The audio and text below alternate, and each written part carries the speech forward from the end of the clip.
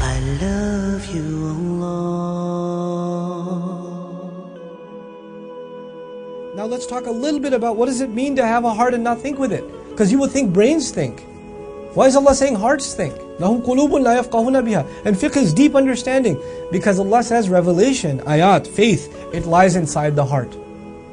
So when I walk down the street, and maybe I'm walking down the street with a geologist, or a botanist, somebody who studies plants, they can tell me the species of a tree, they can tell me how old a tree is, they can tell me what the best environment is to grow this tree to its optimal, span, or it's about to die or whatever. They can tell me all this stuff about this tree. I don't know any of that stuff. I don't study botany. I don't know any of that stuff. But I can tell you that if I look at that same tree from my heart, not from my brain alone, from my heart, I'm reminded that Allah brings life out of death. Because this tree at one point was just a seed. And Allah brought good out of it. Allah brought life out of it. So I'm reminded of my own mortality when I see a tree. A scientist can look at the sky and tell me a lot of things. I can look at the sky and just find humility. I just look at the sky and just say, Allah Azza wa Jalla says, "Hal tara min futur?" You see any cracks up in there? In other words, you can look at the world around you from a scientific lens, from a skeptic lens. You can look at it from it's just scenery passing you by. But if you look at the world around you with your heart, then you'll see something else. You'll see what other people don't see. I'll give you an experiment. I did myself. You try this experiment yourself. I'm going down the highway, and the Quran's view is that everything that you see physically in the world around you can turn into a spiritual reminder. Everything is an ayah. Okay, let's put that to the test. So I was driving with a bunch of guys to some college program one time, and they were speeding. They were going like 90 miles an hour. And before I told them to slow down, just immediately I said, just the fact that they're speeding and cutting people off, I was reminded, كَلَّا بَلْ تُحِبُّونَ الْعَاجِلَةَ. No, you human beings, you have an inherent urge to want to rush. You get a kick out of speed. Allah mentions that in the Quran. Them speeding became a reminder of something Allah says. Like how well Allah knows us. أَلَا يَعْلَمُ مَنْ خَلَقَ. I start looking out the window, and I see something that reminds me of this ayah. I see there are cows that are grazing.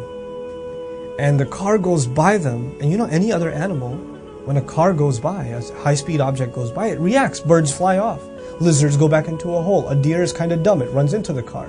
But like a cow, you know how it reacts? It doesn't. It just stays where it is. Its fur, your car whisks by it, maybe 2-3 feet away from it. It's right on the grass, right on the edge, right there. Its fur goes like that. It's like, you can feel the wind on its fur, and it still just continues to mow. Just continues to eat its grass. It does not care. It is completely oblivious to its surroundings. And then at that very moment I said, oh wow, subhanallah. When Allah talked about people that are heedless, He compared them to cattle. أُولَٰئِكَ كَالْأَنْعَامِ بَلْ هُمْ أَضَلُّ. They're like cattle, they are even more lost. أُولَٰئِكَ هُمُ الْغَافِلُونَ. They're the heedless. What could be a bigger example of heedlessness than cattle? Allah didn't even compare it to any other animal. Because other animals react. Other animals have sharp reflexes. Cattle don't.